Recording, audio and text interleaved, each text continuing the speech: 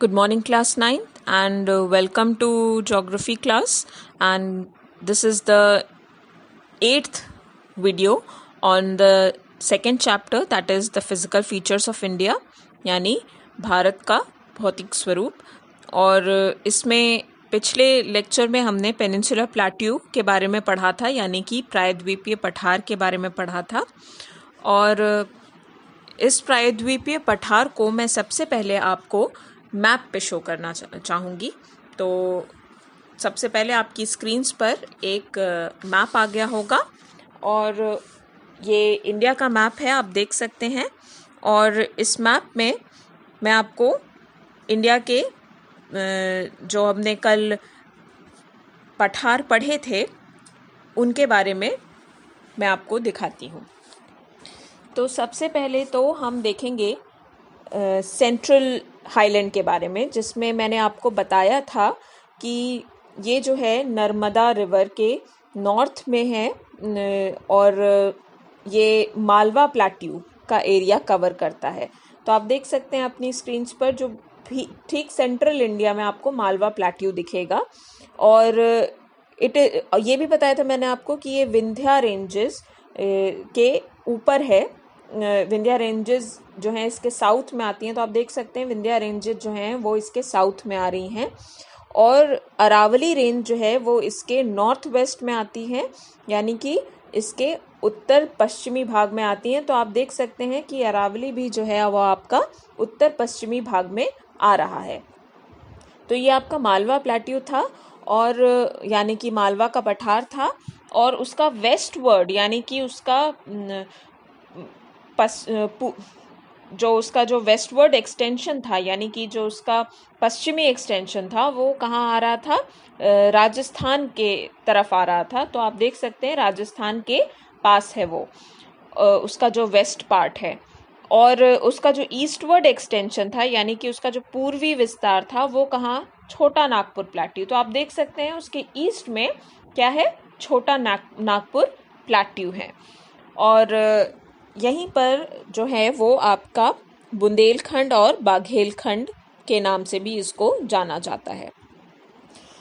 अब नेक्स्ट हम देखते हैं दक्कन के पठार को। तो आप देख सकते हैं कि जो दक्कन का पठार है, जैसे मैंने आपको बताया था कि वो एक ट्रायंगुलर लैंडमास है, यानी कि त्रिभुजाकार भूभाग है।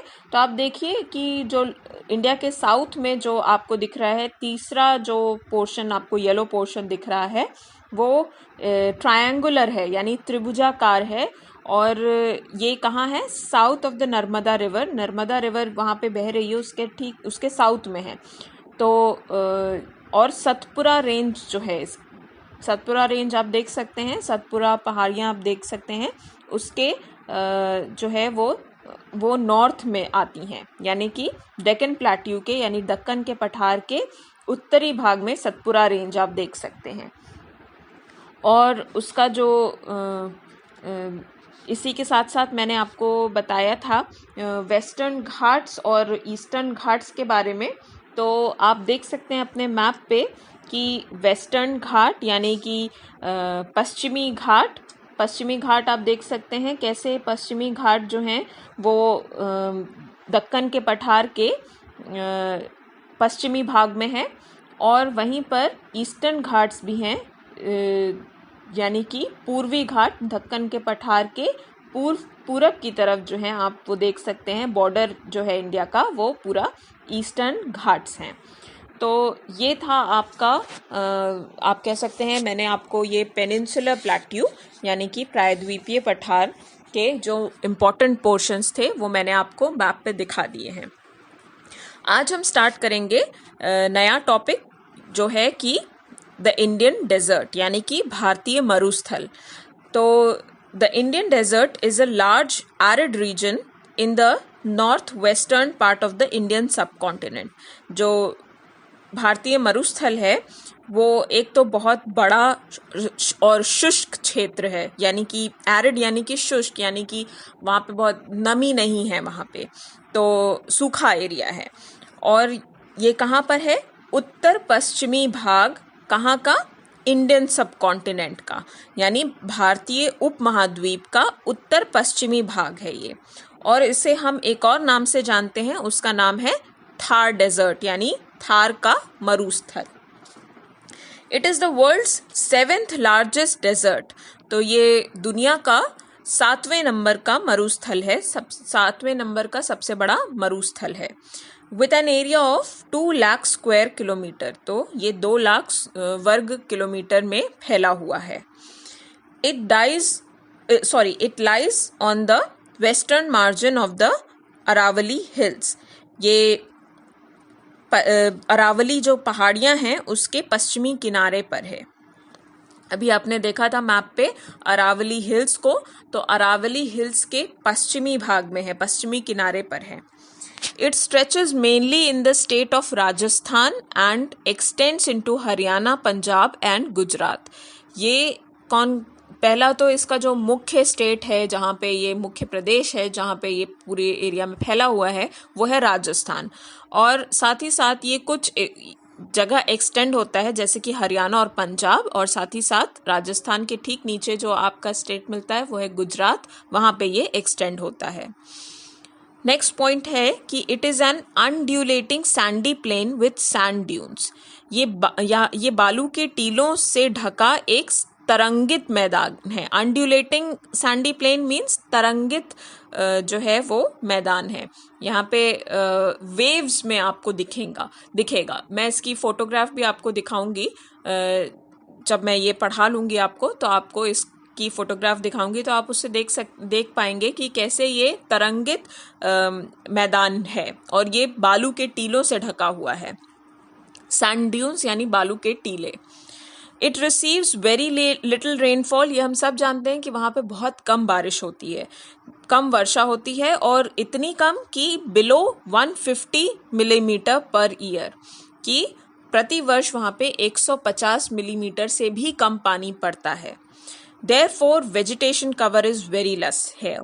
तो वनस्पति जो है वो बहुत कम मिलती है आपको यहाँ पे ज़्यादातर आपको थॉर्नी यानी कांटेदार आपको वनस्पति मिलेगी, जैसे कि कैक्टस। आप हर जगह वहाँ पे आपको तरह तरह के कैक्टस दिखेंगे, तो और भी कांटों वाले पेड़ दिखेंगे। तो ये जो है वो ये रीज़न क्यों है ये ऐसा, क्योंकि यहाँ पे बहुत कम वर्षा होती है। Streams appear during the rainy season but they soon disappear as they do not have sufficient water to reach the sea. क्योंकि यहाँ पे बहुत कम वर्षा होती है, तो जब वर्षा होती भी है तो छोटी छोटी सरिताएं, स्ट्रीम्स जो हैं वो आ जाती हैं, दिखने लगती हैं, पर वो जल्दी गायब भी हो जाती हैं, क्योंकि वो कहाँ मिल जाती हैं, वो डेजर्ट में ही मिल जाती हैं, और इतना पानी नहीं होता है, इतना पर्याप्त जल नहीं होता है कि वो जाके नदी में मिल सकें, तो ये अपने आप ही ख़त्म हो जाती हैं। Luni is the only large river in this region. Luni नाम की जो नदी है वो ही एक ऐसी नदी है जो एक लंबी नदी है जो कि इस रीजन में, इस क्षेत्र में पाई जाती है। नेक्स्ट पॉइंट है बर्कन्स, जो कि क्रेसेंट शेप ड्यून्स होते हैं, बरकान जिसको हिंदी में बोलते हैं, और ये अर्धचंद्राकार बालू का टीला है ये। तो ये क्रेसेंट शेप्ड ड्यून्स हैं and longitudinal sand dunes can be seen. लंबवत टीले आपको दिखेंगे पूरे राजस्थान में, या पूरे आप कह सकते हैं पूरे मरुस्थल में आपको लंबवत टीले दिखेंगे। तो ये था जो थ्योरेटिकल पार्ट मैं आपको बताना चाहती थी ऑन द इंडियन डेजर्ट, यानी कि भारतीय मरुस्थल के बारे में, जिसे हम एक और नाम से जानते हैं, और वो नाम है थार डेजर्ट, थार का मरुस्थल। नेक्स्ट मैं आपको यही चीज़, जो ये कुछ पॉइंट्स हैं, वो आपको मैंने फोटोग्राफ और मैप के फॉर्म में दिखाना चाहूँगी। तो आपके स्क्रीन्स पर एक मैप आ गया है, वो मैप दिखा रहा है इंडियन थार डेजर्ट को, कि कैसे वो राजस्थान का एरिया तो है ही, साथ में गुजरात का कुछ हिस्सा लिया है, और पंजाब और हरियाणा को भी वो छूता हुआ जा रहा है, पाकिस्तान की तरफ जा रहा है। तो ये एरिया है किसका, थार डेजर्ट का, यानी कि भारतीय मरुस्थल का, या थार का, मरुस्थल का। नेक्स्ट फोटोग्राफ आप देख सकते हैं कि कैसे लहरें पड़ी हुई हैं, तरंगित मैदान है, वो तरंग पड़ी हुई है, लहर पड़ी हुई है। लहर किसकी है? पानी की नहीं है, बालू की है। तो वो एक तो सैंड ड्यून से ढका हुआ है और तरंगित मैदान है। तो उम्मीद करती हूँ यहाँ पे आपको वो समझ में आ गई होगी लाइन कि वो कैसे अनड्यूलेटिंग प्लेन है, सैंडी प्लेन है, यानी कि तरंगित मैदान है। दूसरा जो है वो आप दूसरी फोटोग्राफ जो है वो आप देख सकते हैं, वो कई बालू के टीले हैं, ये कहलाते हैं सैंड ड्यून्स। ये क्या कहलाते हैं? सैंड ड्यून्स कहलाते हैं। और उसके बाद मैं आपको दिखाऊंगी जो आपकी स्क्रीन्स पर है, अब आप अपनी स्क्रीन्स पे देख सकते हैं, बरकान ड्यून। तो ये बरकान जो है वो, जैसे मैंने आपको बताया, अर्धचंद्राकार बालू का टीला है। तो आप देख सकते हैं कि ये कैसे मून के शेप में है, यानी चांद के शेप में है। तो ये अर्धचंद्राकार यानी कि हाफ मून या सेमी मून जिसको आप कह सकते हैं, तो उसके शेप में है। तो ये थे कुछ पिक्चर्स जो मैं आपको दिखाना चाहती थी, जिससे आपको आपका ये टॉपिक अच्छे से समझ में आ जाए, जो कि था भारतीय मरुस्थल। तो आज के लिए इतना ही, और मैं उम्मीद करती हूँ कि जो भी मैंने आपको पढ़ाया होगा वो समझ में आया होगा। कुछ नहीं समझ में आया तो you are always welcome to ask in the comment section. So thank you for today's class. Stay safe and stay healthy.